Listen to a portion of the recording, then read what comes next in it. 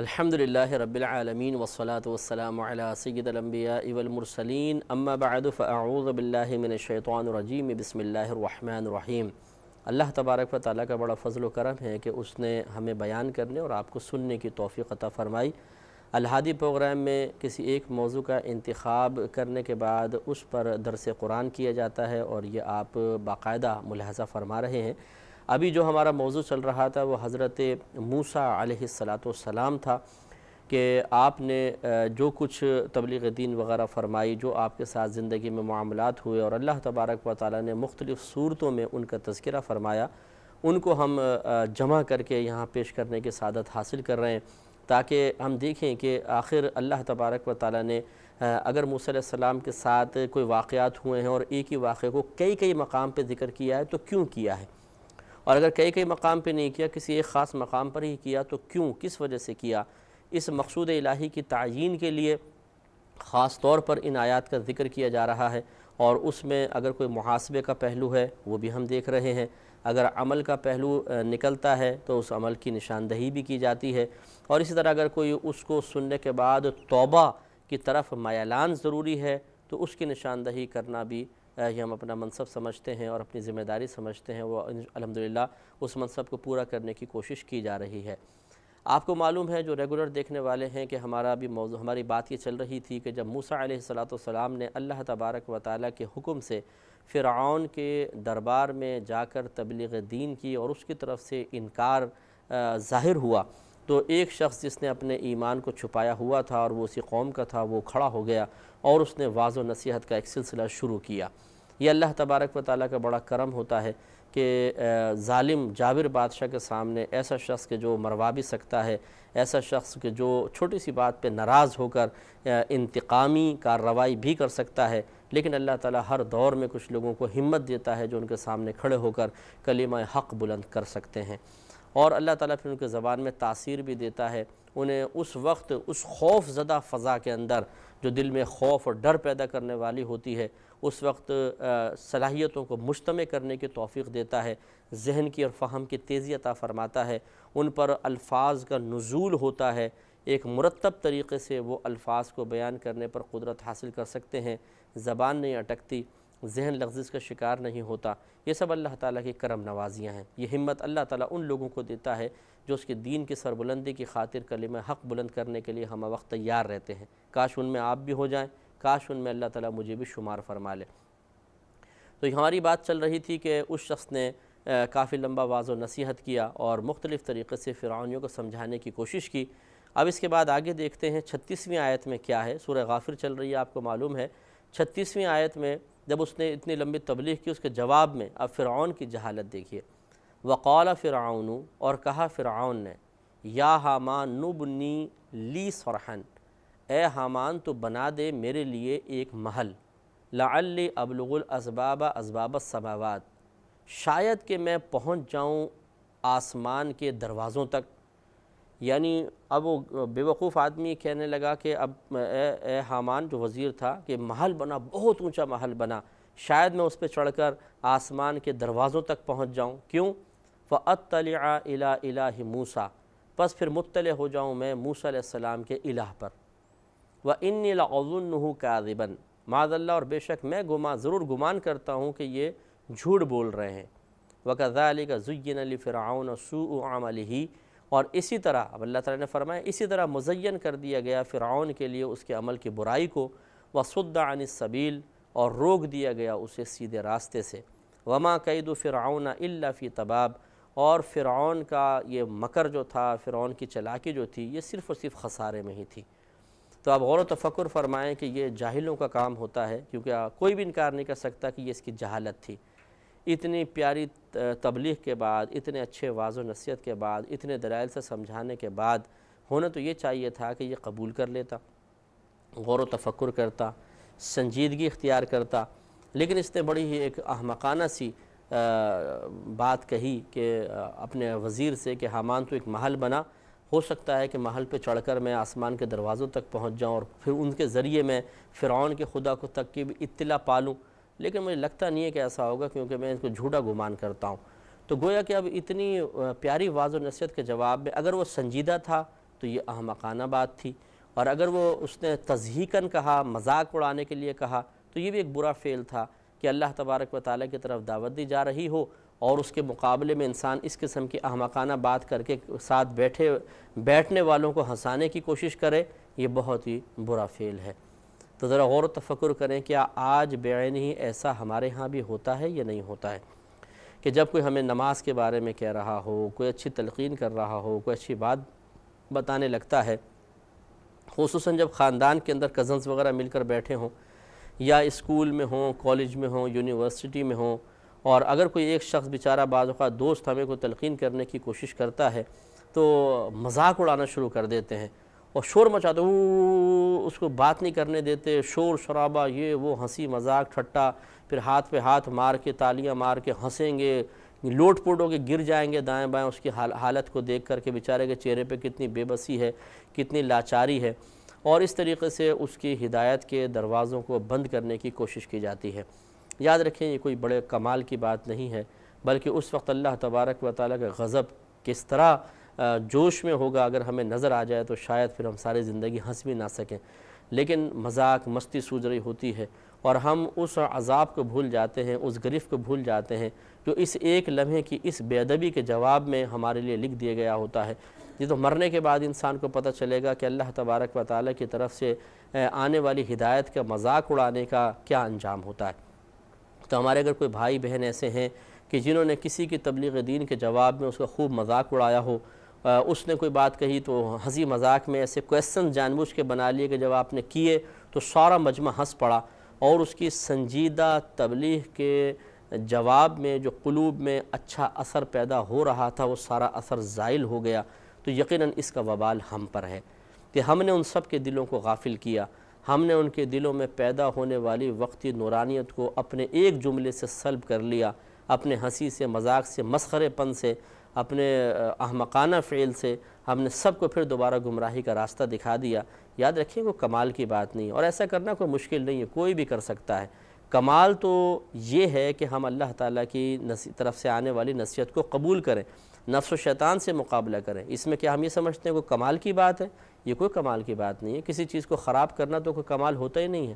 تعمیر کرنا کمال ہے۔ مکان گرا دینا بہت آسان ہے، مکان کو بنانا کمال ہے کہ وہ قرینے کے ساتھ بنتا ہے۔ گرانے کے اندر تو قرینہ چاہیے نہیں، ماریں ہتھوڑا وغیرہ گرا دیں، لیکن جب تعمیر کی جاتی ہے تو ایک سلیقہ چاہیے، ایک خاص ٹیکنیک کے ساتھ مکان بنتا ہے، مہارت کا تقاضا کرتا ہے، تب کہیں جا کے اچھا مکان بنتا ہے۔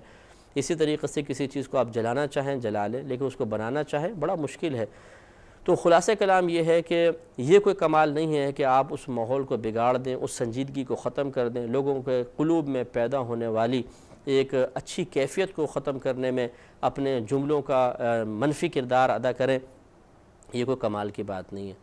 کمال یہ ہے کہ اس وقت ہم بھی سنجیدگی کے ساتھ سنیں، اچھی بات ہے تو اس کا اقرار کریں، اپنا محاسبہ کریں، اپنے عمل میں تبدیلی لانے کی کوشش کریں۔ تو اگر ایسا کسی کے ساتھ ہوا تھا، آپ بھی غور کر لیں کہ اگر کبھی زندگی میں ایسے آپ نے مذاق اڑایا تھا تو اللہ کی بارگاہ میں توبہ کر لیں۔ اگر وہ شخص یاد ہے،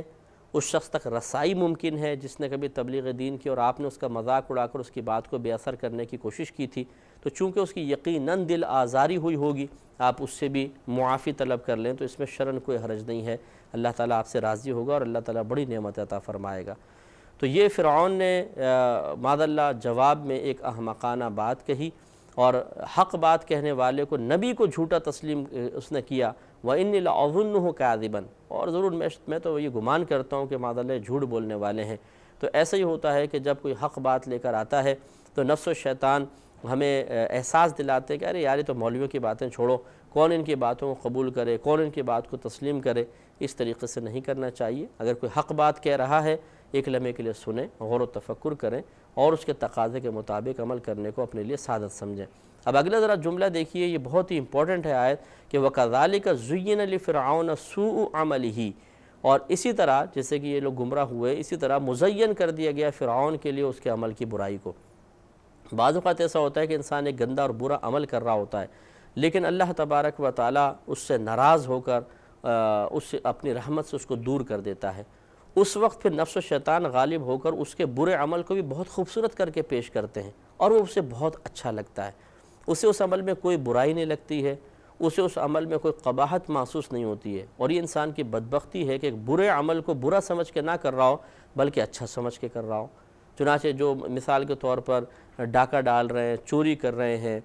یا کسی سے پرس چھین رہے ہیں، گن پوائنٹ پہ موبائل چھین رہے ہیں، تو بسا اوقات وہ اس کو بہت ہی اپنے لیے قابل فخر بات کہتے ہیں کہ دیکھو جی ہم گن پوائنٹ پر چھین رہے ہیں، بڑی ہمت کی بات ہے، انہیں بہت اچھا لگتا ہے۔ تو یہ وہی شیطان نے اس عمل کو مزین کر کے ان کے سامنے پیش کر دیا، وہ اس کو برا ہی نہیں سمجھتے۔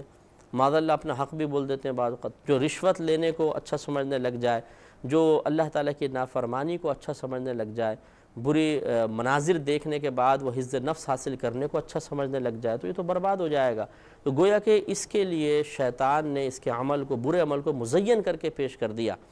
تو جب برے عمل میں انسان کو تزیین، آرائش، خوبصورتی نظر آنے لگ جائے تو اب تو وہ ایمان کی خیر منائے۔ جب تک انسان برے عمل کو اپنے کم از کم باطن میں گندا اور برا سمجھتا رہے اور ضمیر اس کو ملامت کرتا رہے تو وہ ممکن ہے، امکان ہوتا ہے، توقع ہوتی ہے کہ کبھی توبہ کی طرف مائل ہو جائے گا۔ لیکن جب ایک انسان برے عمل کو اچھا سمجھ کے کرنا شروع کر دیتا ہے، اس پہ فخر کرنے لگ جائے، اس سے اپنا کمال تصور کرنے لگ جائے، اور معاذ اللہ ثم معاذ اللہ اسے اللہ تعالیٰ کی نعمت سمجھنے لگ جائے، تو پھر اس کی بدبختی کا کوئی ٹھکانہ نہیں ہے۔ یہ شخص تو ذلیل و رسوا ہو کر ہو سکتا ہے مرے، اور قبر میں جا کر پھر اس کا حشر تو بہت ہی برا ہوگا اگر اللہ تعالیٰ ناراض ہوا۔ ہم کوئی حکم نہیں لگا سکتے ہیں، نہ کسی کے بارے میں بالکل 100% یہ کہنا چاہیے کتنا ہی برا کیوں نہ ہو یار یہ تو جہنمی ہے، یہ تو ہمیشہ دوزخ میں جائے گا۔ نہیں، ہم کون ہوتے ہیں حکم لگانے والے؟ ہاں یہ ضرور ہے کہ قرآن و حدیث میں جو واضح طور پہ آیات موجود ہیں، مضامین موجود ہیں، ان کی روشنی میں یہ کہہ سکتے ہیں اگر اللہ ناراض ہوا تو اس کے لیے پھر کوئی نجات کا راستہ نظر نہیں آتا، اس لیے کہ اللہ نے قرآن میں بیان کر دیا ہے۔ ان آیات کو بنیاد بناتے ہوئے ہم یہ کہہ سکتے ہیں، لیکن کسی کے لیے حتمی حکم نہیں کہ یہ ضرور جہنم کے اندر جلے گا۔ ہو سکتا ہے بڑا پاپی گناہگار ہو، لیکن اللہ تبارک و تعالیٰ کی رحمت بہت بڑی ہے، اسے ہو سکتا ہے کسی نیکی کے بدلے میں اللہ تعالیٰ اس کو معاف فرما دے۔ لیکن اب یہ بھی مسئلہ ہے کہ نیکی کہتے ہیں کس کو ہیں، یہ بیچاروں کو معلوم نہیں ہوتا۔ اس قسم کے لوگ چونکہ دین سے تو دور ہوتے ہیں، چوری کر کے غریبوں کے اندر تھوڑا بہت پیسہ تقسیم کر کے سمجھنا کہ میں نیکی کر رہا ہوں، معاذ اللہ یہ نیکی کہاں ہوئی؟ چوری کرنا گناہ، پھر چوری کا پیسہ ثواب کی نیت سے صدقہ کرنا ہے تو کفر لکھا ہے فقہائے کرام نے۔ یہ ایسے مطلب کچھ ڈرامے بھی بنا دیے جاتے ہیں، شاید کوئی فلمی مناظر بھی دیکھیں، اسٹوریاں، وہ لکھنے والے کون سے ولی ہوتے ہیں بیٹھے ہوئے؟ وہ بھی عام قسم کے لوگ ہوتے ہیں جن جاہلوں کو پتہ ہی نہیں ہوتا کہ ہم کس چیز کی تعلیم لوگوں کے سامنے پیش کر رہے ہیں، یہ صحیح ہے یا غلط ہے۔ وہ بعض اوقات کفر کی ترغیب دے رہے ہوتے ہیں۔ تو یہ بھی ایک کفر ہے کہ اگر انسان حرام قطعی مال حاصل کرے، جیسے چوری ہے، حرام قطعی ہے۔ حرام قطعی کا مطلب یہ ہے کہ قرآن نے واضح طور پر جس فعل کو حرام کہہ دیا اس کی حرمت قطعی کہلاتی ہے، اور حرام قطعی مال کو ثواب کی نیت سے خرچ کرنا فقہاء نے کفر لکھا ہے۔ لہذا چوری حرام قطعی ہے، اس سے حاصل ہونے والا مال قطعی طور پہ حرام ہے، اسے ثواب کی نیت سے کوئی خرچ کرے گا کافر ہو جائے گا، دائرہ اسلام سے باہر۔ تو اب اگر ہم نے کوئی ایسا منظر دیکھ لیا کہ جی ایک چور صاحب تھے، مال چراتے تھے، غریبوں کے اندر تقسیم کرتے تھے، اور وہ کہتے تھے جی میں نیکی کر رہا ہوں، اور ہم نے کہا یار میں بھی اس طرز عمل کو اختیار کر لیتا ہوں، تو یہ جہالت کی بات ہے، وہ تو کفر دکھا رہے ہیں۔ تو اس طرح اگر آپ بھی کریں گے تو کافر ہو جائے گا انسان۔ یہ نیکی بنے گی تب نا، یہ تو چوری کا مال ہے، چوری کا مال خرچ کرنا نیکی کہاں سے ہو گیا بتائیے؟ صرف غریب کی ضرورت پوری کرنا ہمیشہ نیکی ہے؟ ایسا تو نہیں ہے۔ تو لہٰذا سوچنا سمجھنا چاہیے۔ تو اس قسم کے لوگ جو ہوتے ہیں، جو بیچارے اس قسم کے مناظر کو دیکھنے کے بعد اور سنی سنائی باتوں پر اپنے کسی عمل کی بنیاد رکھنے کے بعد عملی طور پہ کچھ قدم اٹھاتے ہیں، یہ تو بعض اوقات کفر کے اندر مبتلا ہو جاتے ہیں۔ اللہ تبارک و تعالی ہمیں اسے بھی سمجھنے کی توفیق عطا فرمائے۔ اسی طرح دیکھیں اب آگے اللہ تعالی نے ارشاد فرمایا کہ وَصُدَّ عَنِ السَّبِيلِ، اور روک دیا گیا اسے سیدھے راستے سے۔ تو جب کوئی شخص اپنی برائی کو اچھائی سمجھنے لگ جائے، برے عمل کو معاذ اللہ نیکی قرار دینے لگ جائے، جب اسے اپنے برے عمل کے اندر بھی خوبصورتی کے پہلو نظر آنے لگ جائیں، تو پھر گویا کہ اسے سیدھے راستے سے روک دیا گیا ہے۔ وہ اس پر فخر نہ کرے، وہ اس کو اپنا کمال نہ سمجھے، اور ان بیوقوف قسم کے لوگوں کی تائید کو کوئی معاذ اللہ ثم معاذ اللہ اللہ تعالیٰ اس کے رسول کی تائید نہ سمجھے کہ جو برائی میں اس کی حوصلہ افزائی کر رہے ہیں، بلکہ یہ تو مروانے والے لوگ ہیں کہ آج آپ کے ساتھ ہیں، آپ کو مروا دیں گے، آپ مر جائیں گے، قبر میں چلے گئے تو دوسرے دوست بنا لیں گے، ان کی برائیوں پہ تعریف کر رہے ہوں گے۔ تو ایسا ہوتا ہے کہ جب ہم کوئی برائی کرتے ہیں تو ہم اسے اپنا کمال قرار دے رہے ہوتے ہیں تو دوسرے اس کی تائید کر رہے ہوتے ہیں، ہاں یار واہ ایسا کوئی کر کے تو بتائے، کیا بات ہے تمہاری، اور یوں ہے وہ، بڑی تعریفیں ہوتی ہیں۔ تو انسان اس برائی کے ذریعے جب اپنے آپ کو ایک مرکزی حیثیت حاصل کرتا ہوا پاتا ہے، اسے اس برائی کے ذریعے بوئے کمال محسوس ہوتی ہے، لوگ اس کے اوپر خوش ہو رہے ہوتے ہیں، یعنی قریبی دوست ہنس رہے ہوتے ہیں اور حوصلہ افزائی کر رہے ہوتے ہیں، تو پھر نفس اس کو مشورہ دیتا ہے کہ دیکھ اس برائی کے ساتھ وابستہ رہے گا تو یہ مرکزی حیثیت ہے، اگر اس کے ساتھ وابستہ نہیں رہے گا تو یہ مرکزیت چھن جائے گی، اور ابھی جو تعریف جملے سننے کو مل رہے ہیں اگرچہ کیسے بھی ہیں، اس کی لذت سے تو محروم ہو جائے گا، تو پھر انسان پرواہ کیے بغیر اسی برائی کے راستے پہ چلتا رہتا ہے اور تباہ و برباد ہو جاتا ہے۔ تو گویا کہ اللہ تعالیٰ کی طرف سے اس کے لیے اچھائی کے راستے بند کر دیے جاتے ہیں۔ اللہ تعالیٰ ہمیں بھی اس آفت سے محفوظ فرمائے کہ ہم پر اچھائی کے راستے بند ہو جائیں اور برائی کے راستے آسان ہو جائیں۔ یاد رکھیے کہ بعض اوقات ایک برے راستے پہ جانے کے بعد ہمارا نفس خوشی محسوس کرتا ہے، اگر برائی کا راستہ آسان ہو جائے، کوئی برائی کرنا آسان ہو جائے، مثلا کوئی ہم غلط منظر دیکھنا چاہتے تھے، وہ نظر نہیں آ رہا تھا کسی لحاظ سے، اب نظر آ گیا تو ہم خوش ہو جاتے ہیں، ارے یار موقع مل گیا برائی کا، ایک برا منظر دیکھنے کا، برائی کرنے کا موقع مل گیا، اور ہم سمجھتے ہیں اور بڑی خوشی نفس محسوس کر رہا ہوتا ہے۔ تو یہ کوئی کمال نہیں ہے، بلکہ یہ کوئی خوشی کا وقت نہیں ہے۔ اگر گناہ آسان کر دیا جائے تو یہ رونے کی بات ہے، افسوس کی بات ہے، دکھ کی بات ہے، فکر کی بات ہے، کیونکہ یہ اب برائی آسان ہو گئی، اب کوئی دیکھنے والا نہیں، کوئی روکنے والا نہیں، ہم آسانی سے اس کو کر سکتے ہیں، اب انسان ضرور اس کو کرے گا، اور کرے گا تو آخرت میں پھنسے گا۔ اگر کوئی گناہ کرنا مشکل ہو تو یقینی سی بات ہے کہ نفس بے چینی محسوس کرتا ہے، ارے یار موقع نہیں مل رہا، اف یہ کہاں سے آ گیا، ورنہ میں یہ برائی کر لیتا، یہ کہاں سے آ گیا میں یہ برائی کر لیتا۔ تو بسا اوقات نفس بے قراری بے چینی محسوس کر رہا ہوتا ہے، اور ہم اس کو مغلظات بھی بک رہے ہوتے ہیں، جو شخص ایسے وقت میں رکاوٹ بن کر آ جاتا ہے۔ لیکن سوچئے کہ یہ برا نہیں ہے، یہ بہت اچھا ہے کہ ہم کسی گناہ سے بچے ہوئے ہیں، کسی کی وجہ سے بچے ہوئے ہیں، تو اللہ کا شکر ادا کرنا چاہیے۔ لیکن بات وہی ہے جو فرعون کا معاملہ، کہ اچھائی اس کو برائی نظر آ رہی ہے اور برائی اچھائی نظر آ رہی ہے۔ یہی معاملہ ہمارا ہے کہ ہمارے اندر بھی ایک نفس فرعون کی شکل میں بیٹھا ہوا ہے کہ اس کو ہر اچھائی برائی نظر آتی ہے، اور برائی کو بہتر کر کے وہ ہمارے سامنے پیش کرتا ہے، اور ہماری صورتحال یہ ہے کہ ہم اس کو قبول کر لیتے ہیں۔ تو ذرا دیکھیے کہ اللہ تعالیٰ نے آخر میں کیا ارشاد فرمایا کہ وَمَا كَيْدُ فِرْعَوْنَ إِلَّا فِي تَبَابٍ، اور فرعون کا یہ جو مکر اور چالیں تھیں یہ صرف خسارے میں تھیں، اس کے علاوہ کچھ بھی نہیں تھا۔ یہ چالاکیاں جتنی بھی ہم لوگ کر رہے ہیں اور جو آج کل ہمارے معاملات چل رہے ہیں، یہ بھی صرف خسارے میں ہیں، اس کے علاوہ کچھ بھی نہیں۔ اللہ تعالیٰ سمجھنے کی توفیق عطا فرمائے، آمین۔